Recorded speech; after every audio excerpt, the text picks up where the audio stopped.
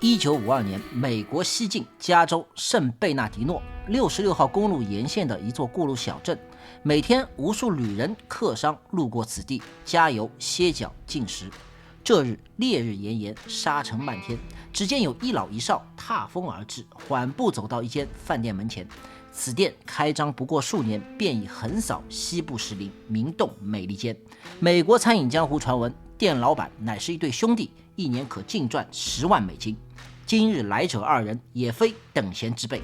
但见那老者神情冷峻，眉宇间尽是历经风霜的沉稳与锐利。少年呢，则年纪轻轻，眼带灵光，气息藏而不露，似身怀绝技。二人立于店内，良久无言。忽然老者开口，声音低沉道：“去，给我来一份芝士汉堡，中薯可乐，不加冰。”少年不敢怠慢，转身便去柜台点餐。只见后厨几名白大汉，个个膀大腰圆，却不笨拙，起锅夹肉配熟，饮料灌杯，而后上盘，行云流水，快如闪电。一分餐时，转眼已在少年面前。老者目光微动，心中暗赞：Speedy 服务系统果然名不虚传。极简菜单，流水线厨房，标准化流程，配合默契，天衣无缝。少年站在一旁，盯着手中汉堡，眉头微皱，忍不住低声问道：“叔叔，你说咱们要抄他们这一套，开家汉堡铺，他能成吗？这麦当劳如今名声在外，无论制度与口味，特别是这速度，咱们照葫芦画瓢，怕是难有出头之日啊！”老者闻言，嘴角勾起一丝讥笑，吸了一口可乐，似胸有成竹说道：“闲职莫慌，老夫自有妙计，不出3年，必叫这麦当劳让出半壁江山。”你问这是什么妙计？咱们下回分解。好了，不瞎扯了。大家好，我是胖猫，咱们言归正传。刚才小故事里面的那对老少，先揭晓下身份。年轻的叫基斯·克莱默，年长的这位是他老婆的继父马修·伯恩斯。关系听着有点复杂，但这不重要，重要的是他们听说麦当劳兄弟卖汉堡发财了，特地跑去一探究竟。想法呢也很直接，2个字：照搬。可这2人不是瞎搬，而是有套路的搬。他们看完麦当劳后得出了个结论：要想成功，关键就在于高效和标准。如果在这2点上比麦当劳做得更好，战胜它完全是有可能的。那么问题来了，如何才能做得更好？答案是用机器。机器会比人更高效、更标准化，这就是咱们开篇故事中马修口中的那条妙计。接下来，基斯和马修找上了一个人，他叫乔治·瑞德。这哥们儿是个发明家，他发明了2台机器，分别能全自动制作汉堡和奶昔。我好不容易翻到当年这2台机器的说明书，咱们一起来看看当时的黑科技到底有多厉害。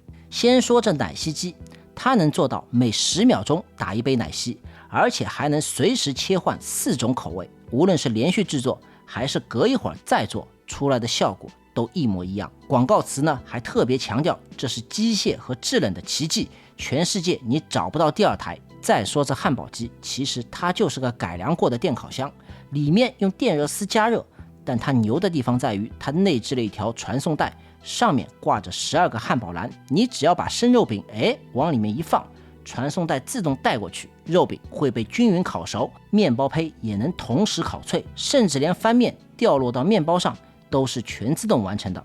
1小时能出400个汉堡，换算一下，1分钟能出6到7个，几乎不用人干预，效率惊人。当基斯和马修看完这2台机器后，是满意的不得了，这不就是他们梦寐以求的神器，比麦当劳还要高效，还要标准化。于是他们决定和乔治签订一份合约。第一，佛罗里达州只有他们俩能独家代理；第二，他们还拿到了转授权，可以再发放给别人来加盟；第三，乔治这边负责供应机器，每台给他营业额2%的机器专利使用费。各位，你们觉得这一切听起来是不是还可以啊？其实这里面有大问题。在讲这个大问题之前，咱们还得引入一位新角色，汉堡王早期的第3位老板大卫·埃杰顿。当时基斯和马修正抱着他们的黑科技，在佛罗里达的杰克逊威尔装修着他们的第1家门店。这一天，一位戴着墨镜的年轻人路过门口，他就是大卫。他原本打算加盟冰雪皇后，就是卖冰淇淋的 DQ。大卫看着这家还没有装修完的店，以为又是一家 DQ， 于是他停下脚步，和2位施工中的老板搭起了话。结果一聊才知道，哦，原来你们不是做冰淇淋的，是卖汉堡的呀。但马修却立刻意识到机会来了，这哥们儿明显是想搞加盟的呀，咱们不能放过。于是他把大卫拉进了门店，二话不说，直接上杀手锏，打开那台全自动汉堡机，只见传送带咔咔咔的运作，肉饼在篮子里被均匀加热，一眨眼功夫，一个汉堡就烤好落盘，整个过程几乎不需要动手。大卫站在一旁，眼睛都直了，惊了呀，这哪里是汉堡机，分明就是印钞机。当天回家之后，大卫躺在床上反复琢磨了一晚，第二天爬起来决定他去把 DQ 的加盟给退了，转身加入了这支新队伍。他签下合约，准备在迈阿密开设自己的分店。注意啊，兄弟们，这个时候基斯和马修的第一家店还没有正式开业，他们就已经有了第2家店的加盟商，速度还挺猛的。不仅如此，大卫还提出了个建议，他对基斯和马修说，你看人家卖冰淇淋的叫冰雪皇后，咱们不如叫 Insta Burger King 速食汉堡王。说完，他顺手在纸上唰唰唰涂鸦了一幅草图，一个卡通国王坐在巨大的汉堡上，手里抱着一杯奶昔，这就是我们的 IP， 怎么样？基斯和马修一看，直呼可以啊，兄弟 King 这个词一下子把咱们牌子的调性给拉高了呀。于是1953年4月 Insta Burger King 第1家店在佛罗里达的杰克逊维尔正式开张。但好戏还没唱2天，咱们前面说的大问题就冒出来了。第一个就是点餐流程，他们的做法，顾客先在第1个窗口点完餐，把钱付了，然后拿着小票跑去第2个窗口取餐。注意，那是1953年，没有电脑系统，所以第2个窗口的员工看到你的小票，不知道你要吃点啥，要么听你复述一遍订单，要么和收银再确认一遍。万一有人付了1份汉堡钱，说自己买了2份咋办？又或者是人家明明买了2份薯条，后台只做了1份，那又怎么办？窗口之间充斥着小声交流和大声争执，流程就1个字：乱。相比之下，麦当劳当时的做法就简单得多，你开车到店里，跑去柜台点餐，点完后回到车里等，一会儿服务员端着餐就来敲你的车窗，你检查没问题，现场现金付款搞定。即便有时出错少了1份薯条，有些人赶时间一想，算了，少付1份薯条钱就完了。要是多拿了一个汉堡呢，那就退回去给下一位客人，简单清晰，现场处理，总共才4、5样产品，不难。但基斯和马修这边呢，流程太绕，顾客吃得心烦，员工做得头大。不过2位老板对此毫不在意，他们觉得没事，顾客不习惯而已，时间久了自然就好了。接下来第2个问题，他们最得意的那台黑科技汉堡机也翻车了。平时人少那倒还好，一到午饭高峰，机器就开始发热过载罢工。你想啊，这可是靠传送带一起工作的，一旦卡住，不是慢一点，而是全部歇菜。门口排队的顾客干等着，员工围着机器干瞪眼，只能等它冷却了再去修。而麦当劳那边呢就不一样了，人家烤肉饼的是烤肉饼，烤面包的是烤面包，打汽水的是打汽水。万一烤肉饼的那哥们儿突然啪晕倒了，没事，换个人顶上就好了，流程不受影响。实际上基斯和马修到倒闭那天都没有搞明白一个道理，当年麦当劳的快与高效是建立在流水线的基础上，是把工厂的标准化和流水线搬进了餐厅，所以它是运营的高效，而不是技术的捷径。这是他们在创业之初与麦当劳兄弟本质上的区别，也注定了他们最后的失败。咱们再把镜头切回迈阿密，看看那位倒霉蛋，第1个加盟商大卫·埃杰顿。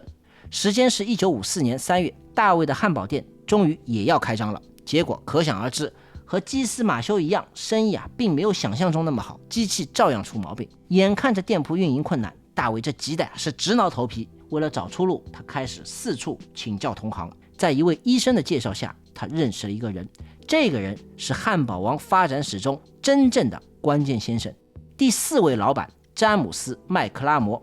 所以我们接下来重点来讲讲这位詹老板。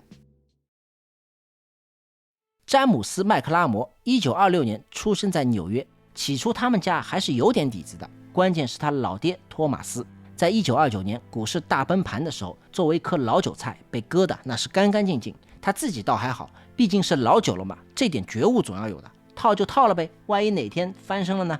他老婆也就是詹姆斯的妈受不了打击，结果分了，被送去了精神病院。由于当时的精神病院是不允许儿童探视的，所以詹姆斯3岁开始，直到母亲在精神病院去世，都再也没有见过。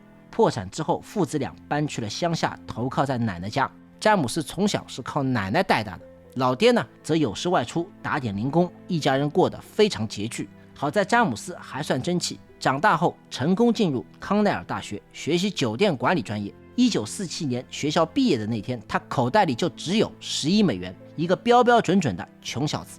但命运的齿轮这个时候开始转动了。毕业才4个月，他就和大学里认识的女生南希结了婚。这也再一次证明了一件事，在创业的道路上，娶一个好老婆比啥都强。南希虽然不是什么富家千金，但他老爸尼尔科医生在当地却小有名气，开着一家诊所，家庭条件那是甩詹姆斯几条街。毕业后的头2年，詹姆斯先在一家自助餐厅当经理，慢慢积累点经验。1950年，在老丈人尼尔科医生的支持下，他在特拉华州威尔明顿开了一家24小时营业的快餐店。这家餐厅迅速走红，甚至获得当年著名的美食 UP 主邓肯·海因斯的推荐，可以说是小小的网红餐厅。隔年1951年，詹姆斯又跑到迈阿密，这回还是老丈人给出的主意。他说你在这边再开一家试试看。于是那年8月，布里克尔桥餐厅在迈阿密开业，但这次运气没有之前那么好了。餐厅刚开业时，生意冷清的门口连个苍蝇都不飞进来。詹姆斯脑子一转，想了个办法，他雇了个小男孩，给他起了个名字叫敲钟查理。每天晚饭时间，查理就穿着白色厨师服，站在餐厅门口当当当的敲铃铛，吸引路人，就跟街头小丑拉客似的。土是土了点，但这招有效果。同时配合敲钟查理这个活招牌的形象，在迈阿密先驱报刊登广告，主打售价1.95美元的超值牛排晚餐。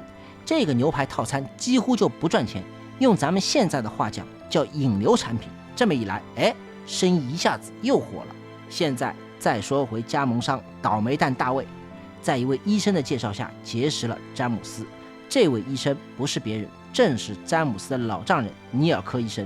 老丈人知道自己这个女婿开餐馆是有2把刷子的，就想让他帮着大卫出主意。两人一见面，发现居然都是康奈尔大学毕业的校友，就越聊越熟。詹姆斯分析完大卫的店，就说：兄弟你这个店问题不大，就是刚开业才3个月，还没有打出名气，而且连锁模式没有问题，就是规模太小了，不如再开几家，未来绝对有利可图。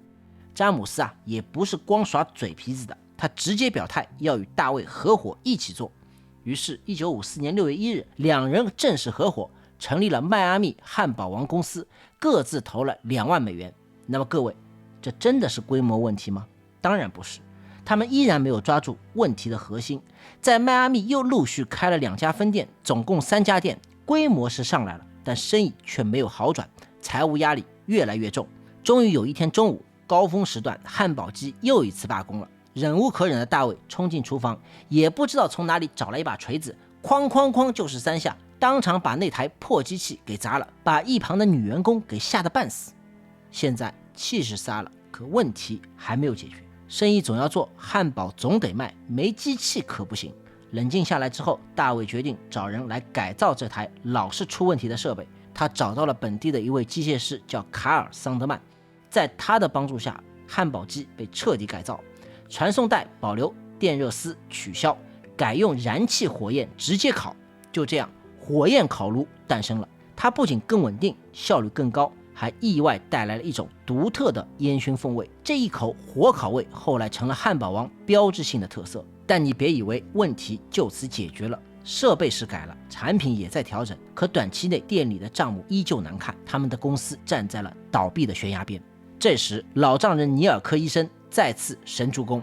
1956年初，他在自己家里面办了一场鸡尾酒会，相当于鸿门宴，特地请来了一位富有的老朋友哈维·弗鲁霍夫，一家拖车公司的老板。哈维一听情况，出于对朋友尼尔科医生的信任，当场拍板投资6.5万美元，换取公司1半的股份。这笔钱就像一场及时雨，让汉堡王喘过了一口气，也为翻盘争取了时间。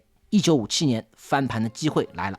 詹姆斯出差途中路过一家看上去破破烂烂的餐厅，门口排着长队。他一看招牌，上面写着大汉堡3个字，他很奇怪啊，这么破的店竟然那么多人排队，于是他也跟着排了进去。